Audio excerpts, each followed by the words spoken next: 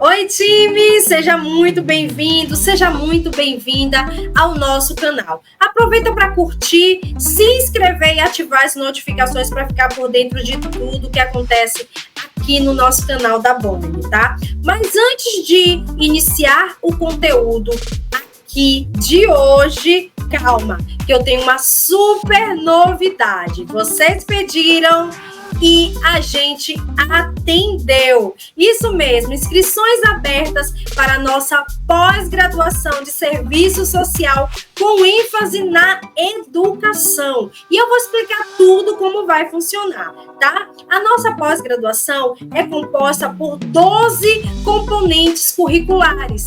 E o tempo da pós-graduação é de 14 meses, tá?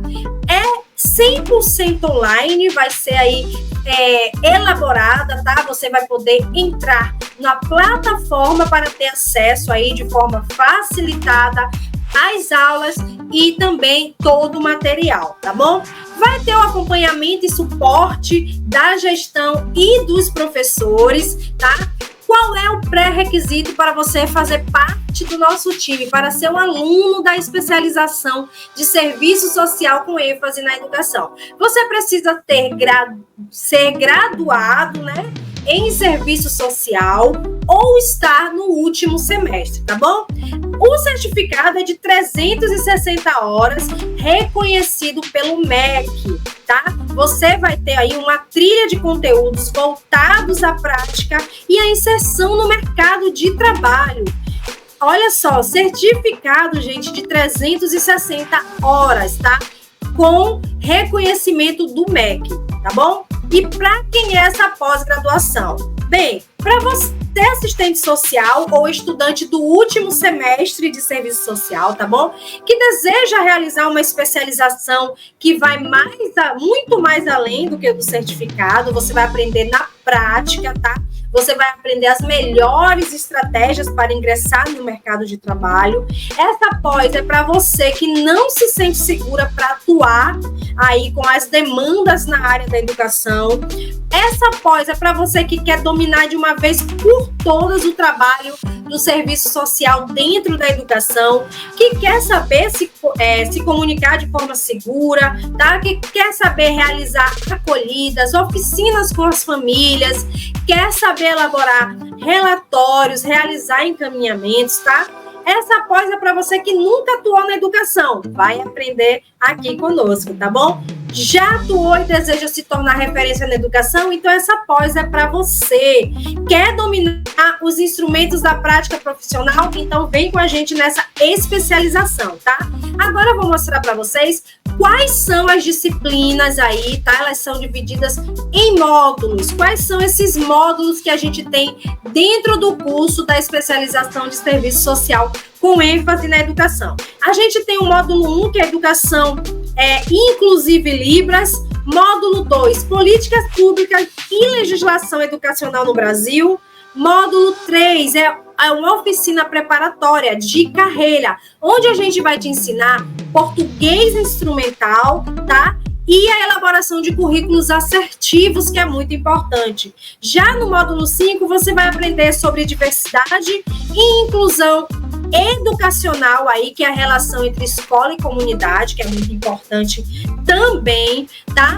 Aspectos da psicopedagogia da educação com enfoque social, está no módulo 5. O módulo 6, ele é composto por serviço social e educação, onde você vai aprender as competências e educações, parte 1, tá? Porque é composto aí por 2 partes. Já no módulo 7, você vai aprender sobre educação, gestão de programas, projetos sociais e educativos. Módulo 8, diálogos interseccionais e as expressões da questão social na educação. Módulo 9 é Serviço Social da Educação, Competências e Atribuições 2. Módulo 10, Fundamentos e Processos Potenciais para o Trabalho do Assistente Social na Educação. No módulo 11, você vai aprender tudo referente à metodologia de pesquisa científica.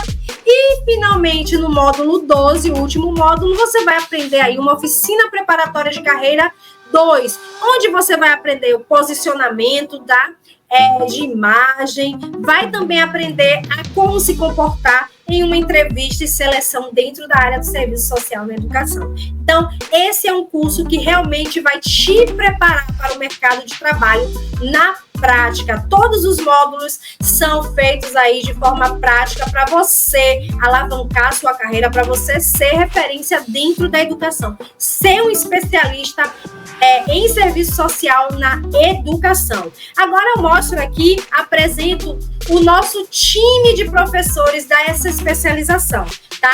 Então vamos lá, de olho na telinha. Temos a professora Andréia Lira.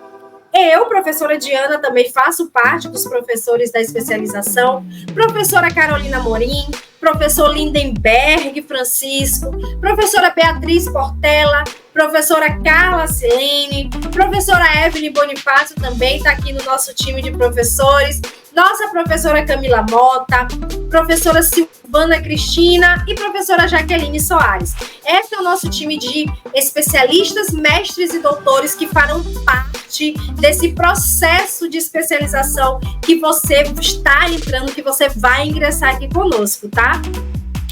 Olha agora, conheça como é a plataforma por dentro, olha só. Então, tem todas as disciplinas aí, onde você vai clicar, e uma vez clicando na disciplina, você vai entrar e vai ser assim que você vai ver dentro da plataforma. O professor, junto com o material, de uma forma prática, fazendo toda a exposição aí para você que vai ser aluno dessa especialização, tá? E aí, gente, apenas para quem se pré-matricular, tá? Por tempo ilimitado, então corre. Apenas agora quem fizer a sua pré-matrícula vai ganhar o curso de elaboração de projetos para assistentes sociais na educação. Então, fez a pré-matrícula, concluiu todo o processo da pré-matrícula, você ganha imediatamente o curso de elaboração de projetos para assistentes sociais na educação. Mas, Diana, como funcionará o investimento da especialização? Vocês viram que são 14 meses, né? 14 meses. Então, a matrícula, gente, o preço normal é R$200. Mas você fazendo agora a sua pré-matrícula, você vai pagar apenas R$100 da matrícula, tá? Da pré-matrícula. Feito isso, você só vai pagar a primeira parcela em janeiro, que é a previsão para a gente iniciar a nossa especialização, tá? A nossa turma da especialização em serviço social com ênfase na educação. Então, a primeira parcela você paga em janeiro. O valor normal das parcelas é de R$250. Mas por tempo ilimitado, a gente está com as parcelas de R$200. Isso mesmo. Uma parcela que é a matrícula de R$100, mais 14 vezes de R$200. E tem mais, não para por aí não. Pagando sempre, todo dia 5 de cada mês, você vai ter o desconto de pontualidade. Ao invés de pagar aí com esse super desconto que já está por R$200, você vai pagar 14 vezes de R$180, tá bom? Então, fez agora a sua pré-matrícula. Você vai pagar a pré-matrícula R$100, a primeira mensalidade em janeiro por R$180, pagando até o dia 5, e também vai ganhar inteiramente grátis o curso de elaboração de projetos para assistentes sociais da educação. Não é uma maravilha? Tá esperando o quê? Aponte agora, tá? A câmera do seu celular para esse QR Code e faça agora a sua pré-matrícula para pós-graduação de serviço social com ênfase na educação. Não conseguiu apontar a câmera? Chama a gente no WhatsApp 719-9117-4311. É uma oportunidade que você esperava para ser um aluno da nossa especialização de serviço social com ênfase na educação. Mas se você ainda não pode fazer a nossa especialização, calma. Conheça todas as nossas capacitações. Aponte a câmera agora aqui para esse QR Code e conheça os nossos cursos, os cursos da Bonifácio Educacional, tá bom? Agora, vamos direto ver o que tem de conteúdo hoje aqui no nosso canal. Tchau, tchau, e a gente se vê. A prática dos direitos humanos, ela se dá a partir não apenas da concepção da nossa prática, mas também da consciência de si, da consciência de nós, da nossa consciência como sujeito humano, né, da dimensão dessa humanidade que temos em nós. Então, nós precisamos perceber essa nossa dimensão humana. Então, isso perpassa pelo âmbito da consciência. Então, essa consciência de humanidade que nós temos, que precisa ser reverberado nas nossas práticas. A nossa prática política, ela precisa ser permeada pela noção de direitos humanos, entendendo que todos nós, sujeitos sociais, somos humanos, todas as pessoas são humanas, e como humanos, todos nós temos direitos, né? E aí vocês vão ver quais são as dimensões com relação aos direitos humanos. Então, o Friedel, ela fala exatamente desse nosso agir, tá? O olhar complacente que a gente precisa ter com a sociedade, entendendo que a nossa Constituição como sujeito, como pessoa, como sujeito político, ela se dá a partir de uma prática, da nossa prática, e essa nossa prática, ela se dá a partir da nossa Constituição enquanto sujeito, da nossa consciência enquanto sujeito. Então, para começar, para iniciar, a gente vai falar desse processo histórico.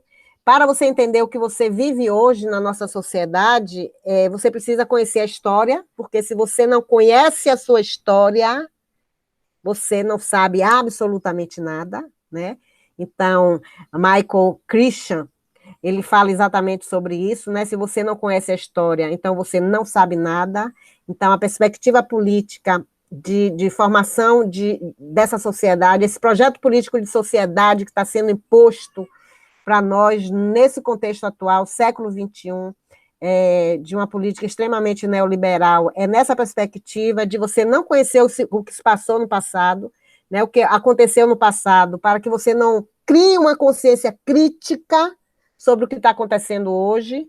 Então, falar de direitos humanos é falar também dessa concepção política, tá? E, para iniciar, a gente vai falar, para compreender o que são os direitos humanos, a gente precisa falar de formação de Estado, da Constituição do Estado, como o Estado ele foi constituído, com que objetivo o Estado foi constituído, para também entender como se deram a constituição desses direitos, os direitos sociais, os direitos políticos, os direitos civis e, por fim, os direitos humanos. Por fim, não, eu digo que os direitos humanos, ele nasce bem antes do direito civil, do direito político e dos direitos sociais. Então, a gente vai falar dessa formação do Estado, porque, como eu disse para vocês, para a gente compreender o que está se passando hoje e a discussão com relação a direitos humanos, a gente precisa compreender o que é o Estado, como esse Estado ele foi constituído, como é que nós, hoje, como está, o Estado não é apenas, né, se vocês, só para alinhar, o Estado não é apenas aquelas pessoas que estão no governo, tá? Existe uma diferença entre Estado e governo. O governo são aqueles grupos de pessoas que gerenciam o Estado em um determinado espaço de tempo. O Estado somos todos nós, né? É esse grupo que está no governo, que governa, e somos também a sociedade civil. Então, essa composição é o que a gente chama de Estado. Então, é importante a gente compreender como se deu a formação do Estado na humanidade, com que objetivo esse Estado ele foi constituído. Tá? Essa é Hannah Arendt. Hannah Arendt, ela viveu o tempo do Holocausto, da Segunda Guerra Mundial, ela conviveu com a Segunda Guerra Mundial, e ela tirou da Segunda Guerra Mundial algumas experiências extremamente importantes, inclusive do ponto de vista teórico, de compreensão da sociedade mesmo, dessas relações sociais, como elas são constituídas. E aí a gente vai iniciar falando dessa formação do Estado a partir do Estado absolutista, que é quando surge a noção de Estado.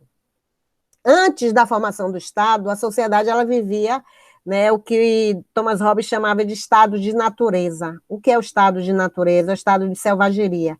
Cada um depende da sua própria força. A alimentação se dava a partir da luta, da guerra, das brigas. A ocupação dos espaços, né, se dava a partir dessa lógica da selvageria. As pessoas brigavam constantemente, se matavam para conquistar os espaços, para conquistar o alimento de cada dia. É o que a gente chama de, o Thomas Hobbes chamava de o homem como lobo do homem. O homem era o lobo do homem, né? O homem, ele era capaz de destruir o próprio homem por conta desse estado de selvageria. Então, as sociedades antigas, medievais, elas viviam em estado de selvageria, né? Todos os homens, e Thomas Hobbes também fala sobre isso, né, que todos os homens, eles são naturalmente maus. Há algumas pessoas que ainda concordam com isso, que nós nascemos maus e é o processo de formação, né, a nossa formação social é que nos transforma como pessoas. Tem uma certa lógica, porque aí vamos pensar lá, né, como vocês entram na faculdade. A gente entra na faculdade de uma forma e o processo de aprendizado nos transforma. Quando você entra na faculdade, você é uma pessoa, quando você sai da faculdade, você é uma outra pessoa. Você tem a capacidade de transformação. O aprendizado faz isso com a gente, né? A gente é capaz de se transformar. Há algumas pessoas que se transformam para melhor, outras pessoas que se transformam para pior, né? Depende muito do processo de cada um. Então, esse processo histórico, ele é capaz de nos transformar. E aí, há alguns autores que dizem que, né, os homens já nascem naturalmente maus. Viviam com insegurança e medo, a sociedade vivia com insegurança e medo exatamente por conta disso, porque as pessoas eram capazes de matar umas às outras, né? O estado de guerra era generalizado nesse contexto, não existiam regras para criar ordem, então, por conta disso, houve a necessidade da centralização do poder, da mediação desses conflitos serem feitas a partir de uma representação. Então, elege-se uma pessoa, que é o que chama do monarca, o rei, com poder absoluto sobre a relação entre todas as pessoas. Antes de eu continuar, eu quero fazer uma referência à questão da história que eu tinha feito antes, né, quando a conexão caiu e vocês não ouviram. Fazer um link com o contexto do serviço social, porque eu acho que isso é interessante, que eu tinha esquecido, e agora eu me lembrei. É importante falar sobre a história, porque Marx, ele tem a perspectiva do materialismo histórico, né? O materialismo histórico é a metodologia de análise do serviço social. É o método que a gente utiliza para analisar a sociedade. Deixa eu ver aqui. E esse materialismo histórico é exatamente isso. Você pega o contexto histórico para você compreender a materialidade das nossas relações sociais, para você compreender o que é que está se passando na sociedade hoje, para você compreender o que está sendo feito da política de saúde, como a sociedade, o campo político, os governantes estão lidando com esse contexto da pandemia, com o contexto do isolamento social. E aí, então, percebam, esse Estado, ele para acalmar esse estágio de selvageria, né? Essa coisa de homens matando homens, pessoas matando pessoas pelo estado de selvageria, foi necessário instituir a figura do poder, né? De controle dessas relações a partir de uma pessoa, de um representante, que esse representante, então, seria o rei. O rei, ele era o que tinha o poder sobre todas as coisas, inclusive sobre a liberdade, né, das pessoas. Então, a sua liberdade, ela passa a ser limitada. Quando você faz o contrato lá que eu estava falando, do call center, né, a liberdade, ela é cerceada a partir de um contrato. Então, esse contrato social, que é o que Thomas Hobbes chama de contrato social, né? Thomas Hobbes, ele é um teórico contratualista que estudou o Estado, é um teórico que estuda o Estado, e essas pessoas que estudaram o Estado são chamados de contratualistas, alguns considerados contratualistas, a partir dessa perspectiva de pensar que as nossas relações sociais, elas são estabelecidas dessa forma, por conta de um contrato social que foi estabelecido a partir dessa constituição do Estado. E no Estado absolutista, existiam algumas regras pautadas nesse contrato social, e uma das regras era que esse rei, ele era o soberano, ele era o dono de todas as coisas, e ele mandava em todas as coisas. E aí o Luís XIV, ele dizia que o Estado sou eu sou o Estado. Na perspectiva de entender o Estado como um grupo de instituições e sociedade civil, ele dizia o quê? Que o Estado sou eu sou o Estado. Então, tanto as instituições como a sociedade civil era ele. Então, ele tinha o poder, a centralização política, o rei ditava as regras, as pessoas se submetiam a esse soberano.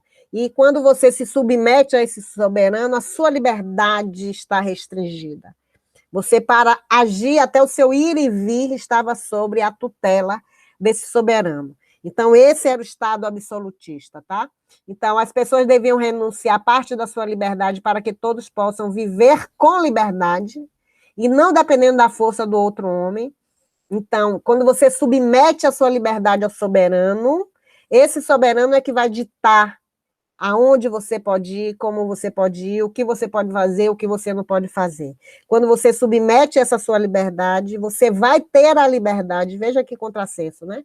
Quando você submete a sua liberdade ao soberano, você, a partir daí, você vai ter liberdade sobre os outros, sobre as outras pessoas, né? Porque aí terminaria aquele estado de selvageria, que as pessoas brigavam e matavam para ocupar os seus espaços. O contrato, esse contrato social estabelecido no Estado absolutista era a transferência da parte dessa liberdade para o Estado, tá? Entendendo que o Estado era o rei, era a figura daquele soberano, e aí ficava tudo à mercê do que ele pensava, o que ele achava que deveria fazer, acontecer. Então, as pessoas ficavam à mercê, e o próprio Estado, inclusive as instituições sociais e a sociedade civil, ficavam à mercê dessa lógica. Há quem diga, né, que em pleno século XXI existe ainda uma vertente política que pensam no retorno da monarquia. Século XXI, há 2 anos atrás, 1 ano atrás, teve uma vertente política pensando no retorno da monarquia. Então, vocês percebam desse Estado absolutista. Então, vocês percebam a importância da gente compreender o que foi a história, para a gente não repetir coisas que não fizeram bem à sociedade, tá? Então, esse contrato, ele era a partir, né, da coerção da vida, sobre a vida das pessoas, enquanto cada homem detivesse seu direito de fazer tudo quanto queira, todos os homens se encontrarão numa condição de guerra generalizada. Tá? Essa era a perspectiva do Estado absolutista. Enquanto todas as pessoas tiverem o direito de fazer tudo, né, nós vamos estar numa condição de guerra generalizada. Mas aí algumas pessoas podem dizer, mas Jaqueline, mas de certa forma, se todas as pessoas fizerem tudo que têm vontade de fazer, não seria uma guerra generalizada? Lógico. Não é à toa que surgiu o Estado, a noção de Estado. Mas é necessário compreender que a humanidade, a formação da humanidade, ela se dá por um processo histórico-cultural, tá? E a gente está falando hoje de um contexto de sociedade mundial, de humanidade, que é completamente diferente daquela época do século XV, do século XIV, tá? Então, as contribuições, a história traz contribuições. Nós hoje não vivemos em estado generalizado de guerra, né, nos matando por comida, nos matando por isso, por aquilo, né? Hoje, numa sociedade que a gente vive por conta desse processo histórico de formação, das coisas que nós aprendemos com os nossos erros. Lógico que a gente sabe que tem em alguns espaços, né, bem distantes, pessoas que talvez ainda matem por conta de comida, né? Porque a fome ainda existe na humanidade, né? E a gente não pode descartar essa possibilidade. Nós não podemos generalizar as coisas, tá? E o Estado reconhece a importância da propriedade privada, e aí percebam, desde esta época, A noção de propriedade privada, ela é fundante para a concepção do Estado. Tudo gira em torno da propriedade privada. Marx já dizia muito bem isso, né? As relações, elas são pautadas a partir do modelo de produção econômica. Para entender a sociedade, a gente precisa compreender como a produção se dá, tá? Então, ela reconhece a importância da propriedade privada, mas, ao mesmo tempo, estabelece um limite muito forte à pretensão burguesa de autonomia.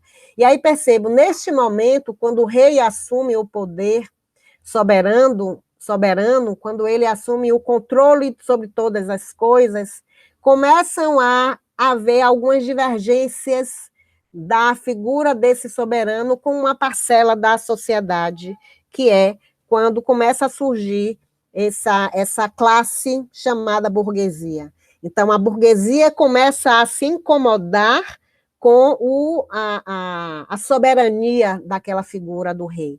Tá? Então, nesse momento, e aí, no contexto, todas as terras e bens estão controlados pelo soberano, né? As terras e os bens, todos controlados pelo rei. Então, começam a haver a divergência com essa parcela da sociedade, essa parcela da burguesia, porque o rei controlava tudo, tá?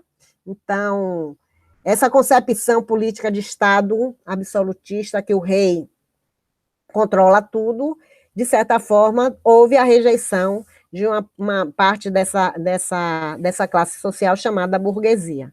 Tá? E aí começam a haver os atritos, como se fazer para modificar essa relação do Estado com a sociedade civil. E aí tem um outro teórico também chamado John Locke, que também é contratualista. Ele se preocupava não só com a liberdade, mas também com a propriedade. E aí depois eu vou mostrar para vocês né, a diferença entre o que é o consentimento e o que é a liberdade, tá? Então, o John Locke, ele se preocupava também com a liberdade, mas também com a propriedade privada. Aí começa a noção de Estado liberal.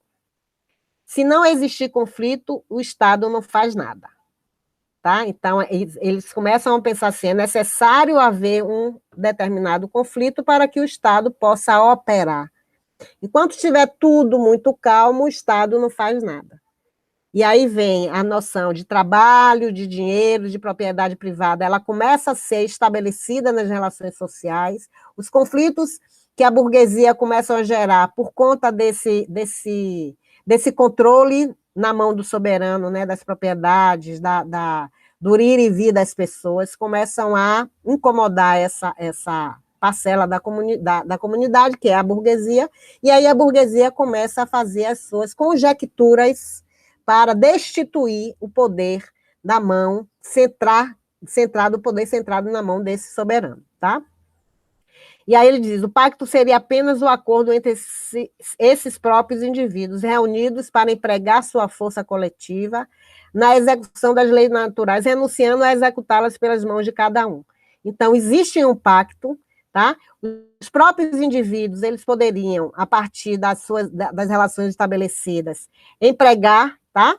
A força coletiva do ponto de vista de, inclusive, destituir aquele soberano, e isso se estabelecia, começava a se estabelecer o que ele chama de Estado liberal. Compreender o Estado liberal é extremamente importante para a gente compreender o que a gente vive hoje também, tá? No Estado liberal, no Estado absolutista, né, ele dizia que a inexistência de um juiz isento, imparcial, conduziria à inclinação do homem para ser juiz em causa própria. O que é que ele está querendo dizer aqui? Se não houver um juiz imparcial, tá? A existência desse juiz imparcial conduziria à inclinação do homem para ser juiz da própria causa.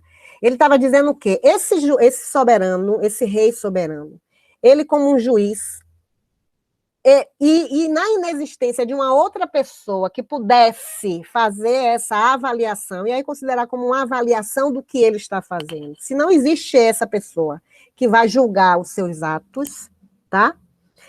Esse rei, ele vai operar em causa própria, tá? é o que a gente hoje vai compreender como a divisão dos três estados, a divisão do Estado em três momentos, né? Executivo, legislativo e judiciário.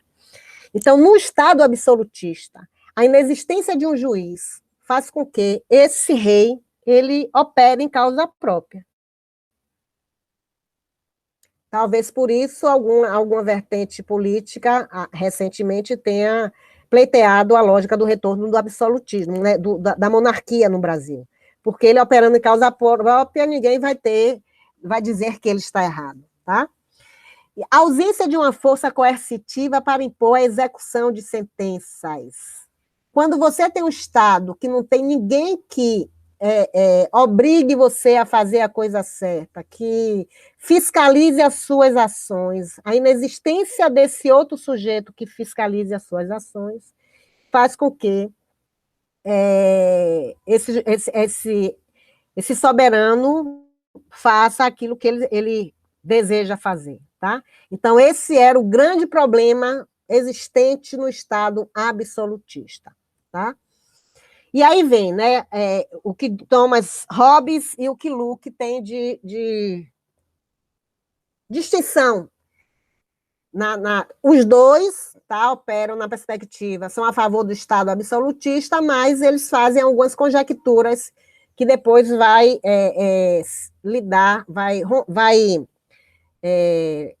acabar com o Estado absolutista, tá? E aí o pacto de submissão de Thomas Hobbes, ele diz o seguinte: os direitos naturais do ser humano são subtraídos no Estado absolutista.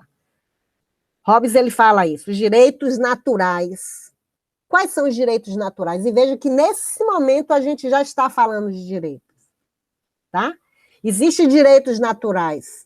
Quais são os direitos naturais? O direito à vida, o direito de ir e vir são direitos naturais. Principalmente o direito à vida. No Estado absolutista, o soberano ele tem direito, inclusive, sobre a própria vida do sujeito, né, do indivíduo. Então, ele dizia, o Estado absolutista ele é um pacto de submissão ao soberano. Os direitos naturais do ser humano são subtraídos por esse soberano, que passa a concentrar uma soma muito grande de poder e direitos. O soberano, a autoridade constituída, não pode ser destituída em hipótese alguma. No Estado absolutista, o direito desse soberano, ele não pode ser destituído. Tá? Thomas Hobbes, ele faz essa conjectura, né? Ele faz essa análise do direito, que existem os direitos naturais que são subtraídos, e que o Estado absolutista ele não pode ser destituído de forma nenhuma. O rei será rei para o resto da vida dele, quando ele morrer, assume o outro. Tá? E essa noção de reinado, né, de soberania, tem um controle sobre a vida de todas as pessoas. John Locke, ele já diz o seguinte, né, é um pacto de consentimento, as pessoas consentem nessa soberania, nessa submissão. A sociedade civil se submete de forma a partir de um consentimento. Não é uma obrigação, como Thomas Hobbes fala da submissão. Locke, ele já disse que é um consentimento. Os direitos naturais dos indivíduos são mantidos. Tá? Já faz uma contraposição com o que Thomas Hobbes diz, tá? Locke diz que os direitos naturais do indivíduo são mantidos, e o contrato é celebrado com a finalidade de proporcionar maior proteção aos referidos direitos, principalmente ao de propriedade. John Locke, ele tem uma perspectiva diferenciada, porque ele admite o direito de resistência. Em Hobbes diz que somos todos submetidos, não temos outra alternativa. O soberano decide, está decidido e acabou. Tá? Locke, ele já diz o seguinte: nós temos o direito à resistência. Apesar de estarmos submetidos, tá? Os nossos direitos naturais, eles são conservados, eles são mantidos. O meu direito à vida, ele é incontestável. Então, por ser incontestável esse direito que eu tenho à vida, eu posso resistir. Tá?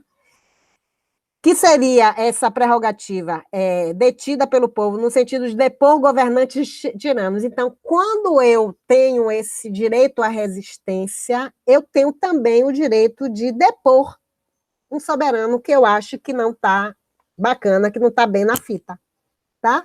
O cara está fazendo um monte de atrocidades, um monte de coisa errada, matando, mandando matar, doidado, porque ele tinha o direito sobre a vida das pessoas. Eu, como tenho o meu direito natural mantido, conservado, que é o direito à vida, eu vou resistir contra esse soberano. Então, o Estado absolutista, a partir da perspectiva de Locke, tem essa prerrogativa, tá? Do direito de resistência, e que o povo podia depor contra os governantes tiranos, né, opressores, e que não governasse visando o bem comum. Porque a perspectiva do Estado é a manutenção do bem comum, tá? Da parcimonia entre as pessoas, né? Entre a sociedade civil. Se o soberano ele não está conseguindo manter o bem comum, ele é passível de ser destituído pelo próprio povo. Tá? Então, John Locke tem essa perspectiva diferenciada de Thomas Hobbes, apesar dos dois serem contratualistas e a favor do Estado absolutista, ok? Então, aqui um resumozinho, tá, para vocês. O Estado absolutista, impregnado por caracteres religiosos, aquela coisa que o soberano, ele foi escolhido por Deus, soberano foi escolhido por Deus, e por ter sido escolhido por Deus, ele não pode ser destituído, ele fica lá o resto da vida dele, né, como rei. O poder absoluto do monarca, centrado na mão do rei, tá? Utilização da força e do arbítrio real. O que é o arbítrio real? É apenas a vontade do rei. A coerção é legítima. O monopólio da coerção é legal. O que é o monopólio da coerção? O monopólio da força na mão do rei era legal, considerado legal, né? Lógico, porque a gente está falando de Estado absolutista. E poder de reduzir os seus súditos à obediência, mesmo que tenha que utilizar o uso da força. Qual era a complexidade do Estado? O problema do Estado é o poder, tá? O controle do poder, o controle e o poder centrado na mão de uma única pessoa. Esse era o Estado absolutista. E aí, nesse trânsito, vem a coisa daquela classe burguesa que começa a se incomodar com esse Estado absolutista, com esse poder centrado na mão do rei, com as prerrogativas que o rei tinha sobre a propriedade das pessoas, e aí começam a vir a discussão de um Estado liberal. O que é o Estado liberal? O Estado liberal ele foi imbuído pelos ideais da Revolução Francesa, tá? Nesse trânsito vem a Revolução Industrial, depois a Revolução Francesa, com os ideais de liberdade, igualdade, fraternidade, que são prerrogativas até hoje, inclusive utilizadas para a constituição dos direitos civis, políticos e sociais. Tá? Então, esse Estado liberal ele vem a partir dessa perspectiva. Tá? O homem buscava espaço para se desenvolver. A gente tem o momento da Revolução Industrial, que foi a revolução da economia. Né? Como a economia ela se transformou, né, a partir das indústrias. O novo modelo econômico mundial ele é reelaborado. E a Revolução Francesa foi uma revolução de ideais, foi uma revolução filosófica, foi a revolução dos comportamentos, tá? Do modo de ver o mundo, de enxergar o mundo. E aí, nesse processo, o homem busca o espaço para o seu desenvolvimento pessoal, né? A liberdade para viver e produzir. E aí, vejam, né? Estado liberal começa a trabalhar a perspectiva da liberdade, tá? Ideais da Revolução Francesa, liberdade, igualdade e fraternidade. Então, na perspectiva liberal, a palavra-chave se chama liberdade, tá? E aí é a liberdade de viver e de produzir. Ora, a gente está falando de um contexto de sociedade capitalista, de relações sociais capitalistas. Né? A gente está falando de burguesia, a gente está falando da necessidade que a burguesia tinha na época de ter o livre-arbítrio, de decidir sobre, né, as suas produções, as suas propriedades privadas. Por isso, o distanciamento de Estado, e aí vem a coisa do afastamento da economia do Estado. Nós não queremos que o Estado ele opere a economia, nós não queremos que o Estado coloque o seu dedo, e aí a gente está fazendo uma aliança, uma análise a partir do Estado absolutista, tá? Eu não quero que o Estado ele coloque a mão na economia, porque isso está a cargo, a minha responsabilidade. A gente está falando de uma burguesia que detinha a propriedade privada, tá? Então, essa burguesia, essa pequena parcela da sociedade não queria que o governo, que o Estado intervisse na sua produção, na sua propriedade privada. Então, por isso, eles trabalhavam a perspectiva do afastamento do Estado do campo econômico. Isso acontece ainda hoje, tá, gente? Vejam que a gente está falando da transição de um Estado absolutista para o Estado liberal, século XVIII, século XVII, século XVIII, tá? Essa perspectiva histórica é exatamente o que nós estamos vivendo hoje, ok? Vocês estudaram o estado de bem-estar social e vocês sabem muito bem como é que se dá esse trânsito. Então, o Estado liberal é a limitação do poder do Estado. Tá? O Estado liberal quer um Estado, quer um Estado mínimo, quer um Estado com poder reduzido. Tá? O Estado ficaria apenas com a responsabilidade da segurança interna e externa, né? da fronteira. Cada Estado seria responsável pela segurança de sua fronteira externa, né? do ponto de vista dos ataques externos, e da sua segurança interna, do controle dessa animosidade das relações sociais, né? Para que as pessoas não se matem, não se destruam umas às outras. Então, o Estado liberal pensa a partir dessa perspectiva, né, do controle da segurança interna e externa, e na realização de obras que não foram realizadas por particulares, tá? Com relação à educação, com relação à saúde, não, porque na época não tinha essa perspectiva do Estado ter responsabilidade sobre a saúde, mas de realizar obras que não são realizadas por particulares. Então, o Estado liberal deu total liberdade para o crescimento capitalista, tá? No processo de produção capitalista, ela se acirra a partir desse Estado liberal, e os principais valores do Estado liberal é o individualismo, a propriedade privada e a liberdade. Bom, trazendo um pouquinho para vocês entenderem essa perspectiva o que é essa liberdade, né? O que é esse individualismo, e inclusive o próprio serviço social, na sua base teórica marxista, ela vem com a prerrogativa, inclusive, de crítica à noção de empreendedorismo. E aí eu vou fazer, né? Apenas a crítica, não vou dizer o que é que eu penso sobre isso, não, tá? Eu só vou falar sobre como a perspectiva marxista no serviço social, ela incorpora uma crítica a esse sentido de empreendedorismo. Porque o sentido de empreendedorismo, ele é exatamente nessa perspectiva do individualismo, da não participação do Estado sobre o campo o campo econômico daquele grupo que empreende. Né? A perspectiva é você tira a responsabilidade do Estado sobre aquele sujeito e você delega ao próprio sujeito a responsabilidade sobre si. O que é empreender? Empreender, vamos colocar, você constitui uma pequena empresa, vamos colocar os meninos que trabalham na feira, né? Mercadores, quem fazem comércios pequenos, né? Uma barraquinha ali de lanche, ele está empreendendo, é o empreendimento dele. E aí você tira do Estado a responsabilidade sobre os direitos trabalhistas, sociais, sobre esse sujeito.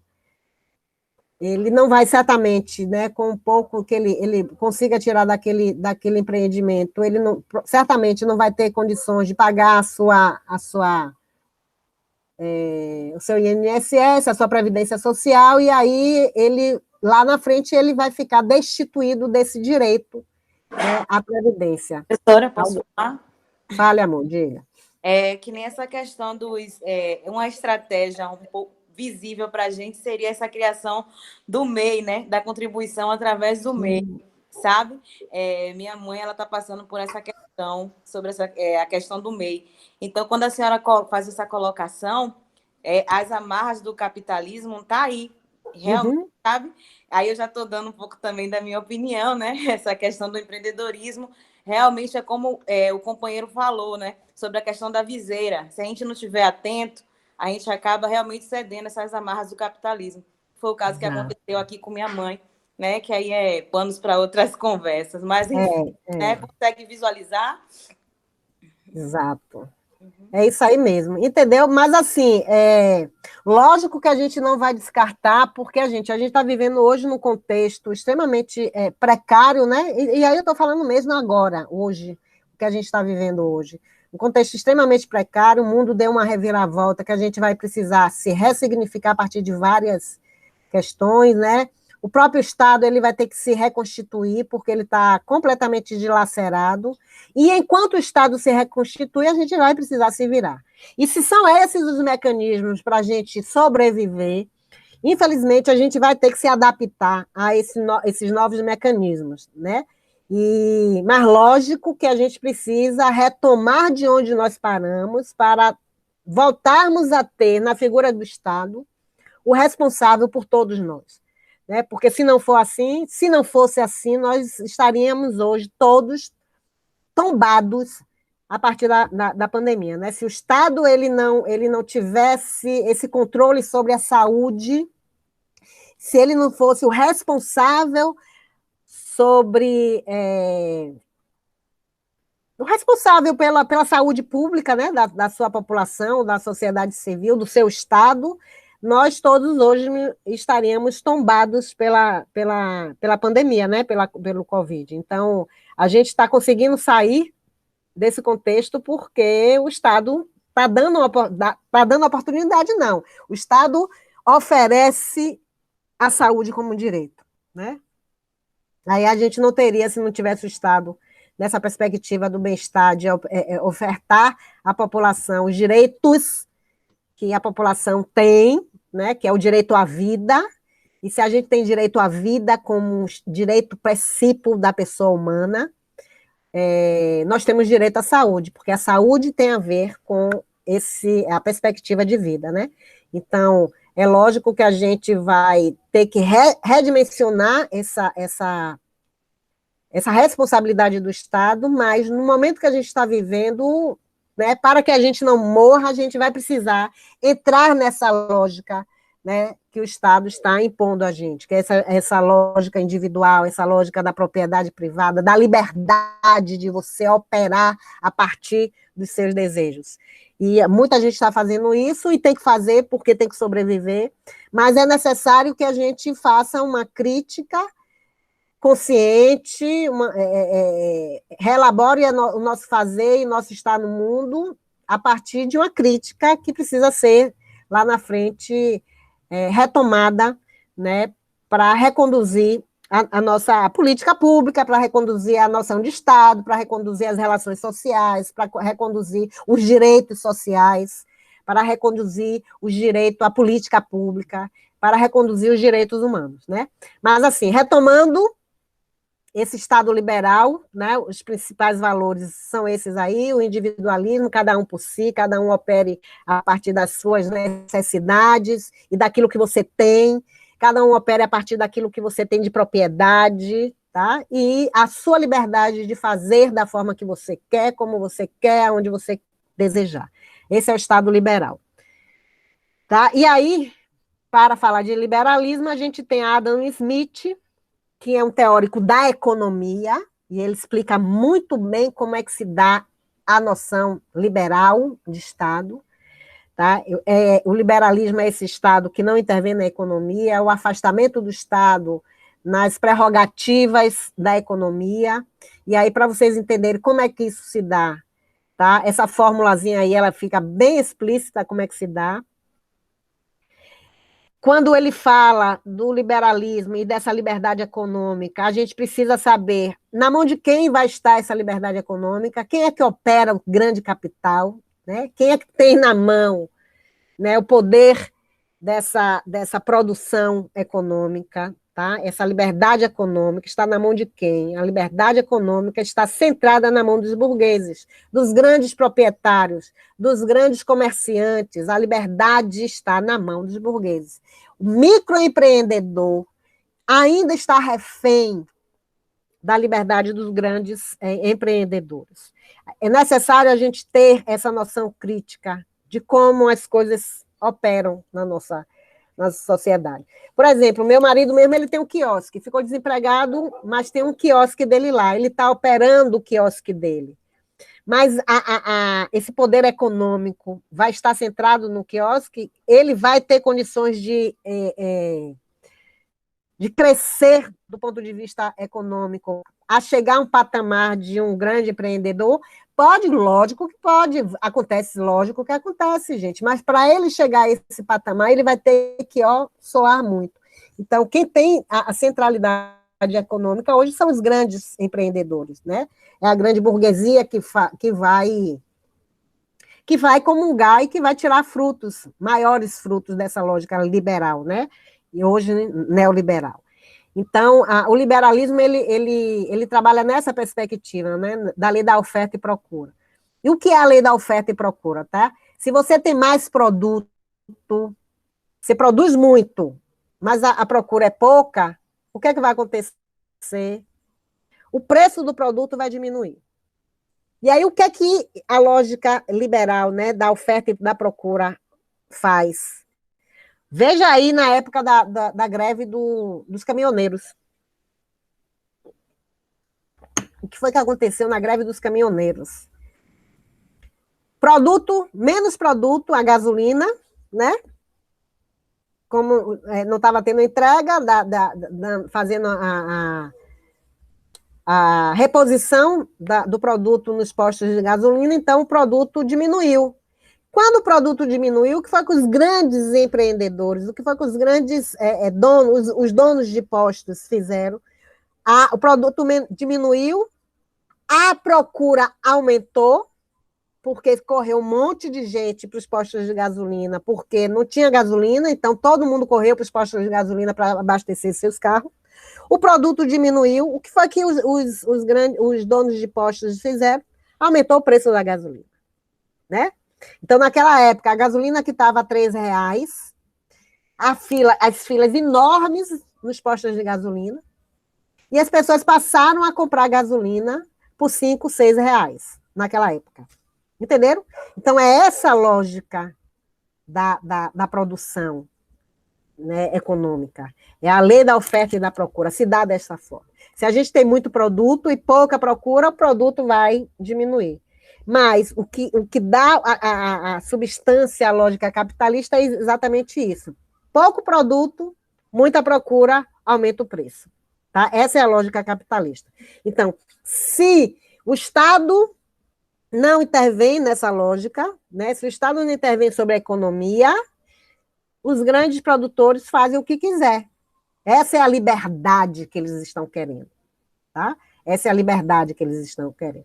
Não é à toa que o Estado hoje taxa as grandes... Deveria taxar as grandes fortunas, né? Ter o controle sobre o valor da gasolina, ter o controle sobre o valor do produto agrícola. O Estado tem hoje esse controle. Tá?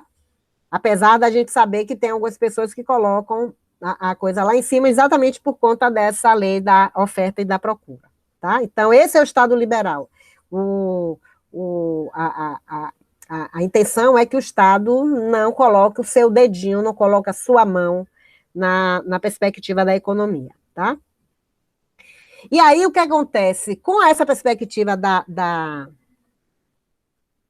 do Estado liberal e desse rompimento do Estado absolutista, que já começava lá, né, por conta da classe burguesa, houve a necessidade de criar esses juízes que iriam fiscalizar esse soberano.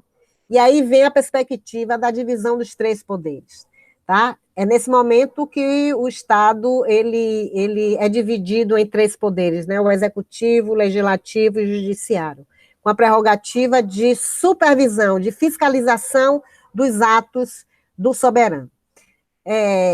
O Estado liberal, ele se contrapõe, né, ao Estado absolutista, defende o Estado com autonomia limitada, tá? O Estado tem uma autonomia limitada, com base na democracia representativa. O que é a democracia representativa, gente? É aquilo que a gente tem hoje, tá? Hoje nós temos uma democracia representativa.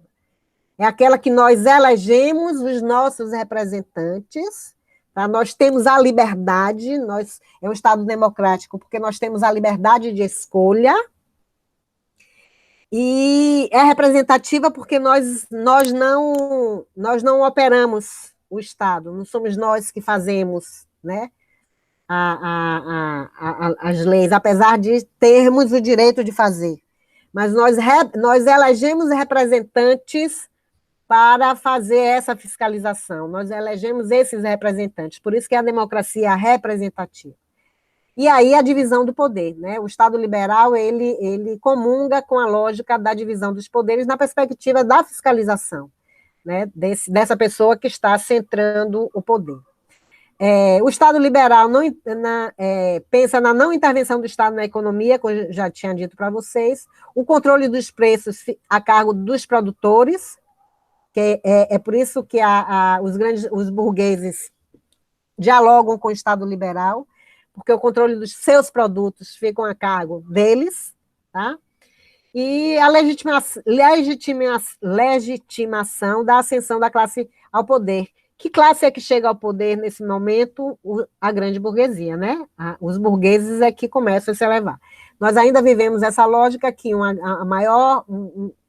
maior índice de riqueza do país está centrado na mão de uma parcela pequena, né, da classe burguesa. E aí, quando a gente pensa em poder, em representação, a gente tem uma perspectiva. Quem é que ascende ao poder? Quem é que está centrado, né, está dividido entre esses três poderes? Que representação é dada a essa população? Existe uma outra parcela da sociedade que fica fora dessa representação, que são, né, historicamente,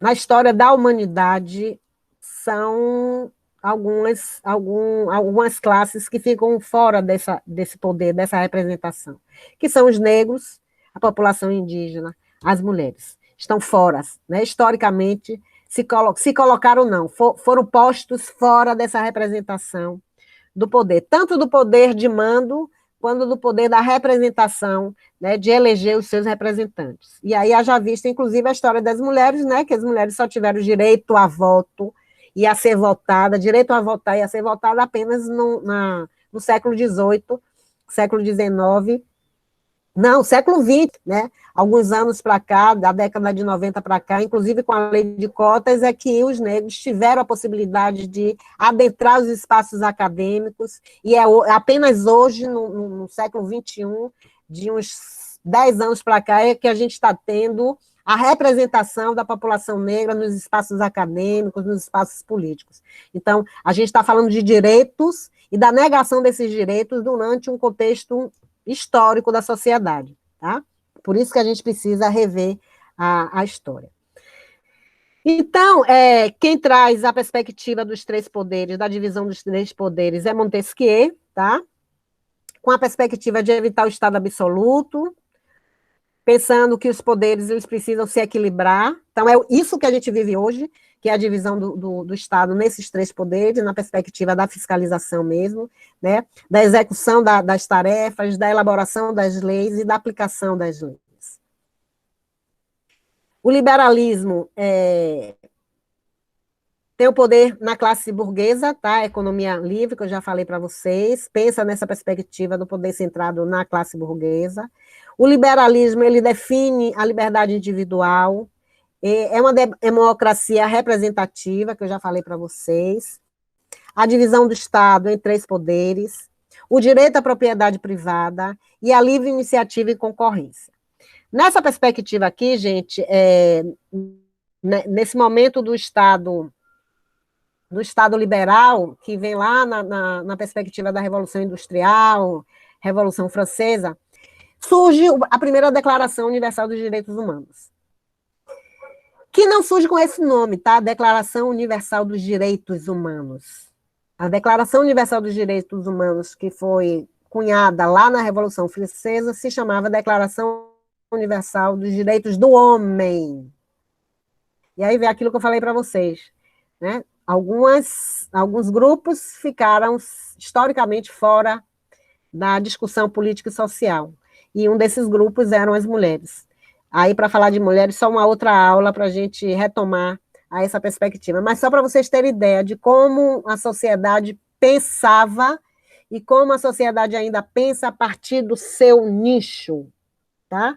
E quem elabora a lei, quem executa a lei e quem fiscaliza a lei, né? Que representação está sendo posta nesses poderes? São representações que estão alinhados a um grupo. Que grupo é esse? É esse grupo econômico chamado burguesia. Ou, se não, efetivamente a burguesia, aqueles que estão aliados às prerrogativas da burguesia. E as mulheres, no caso aí da Declaração Universal dos Direitos do Homem, cunhado lá na Revolução Francesa, deixou de fora a condição das mulheres, tá? Somente em 1948 é que houve a modificação dessa, inclusive da terminologia, né? Deixa de ser direitos do homem e passa a ser direitos humanos, tá?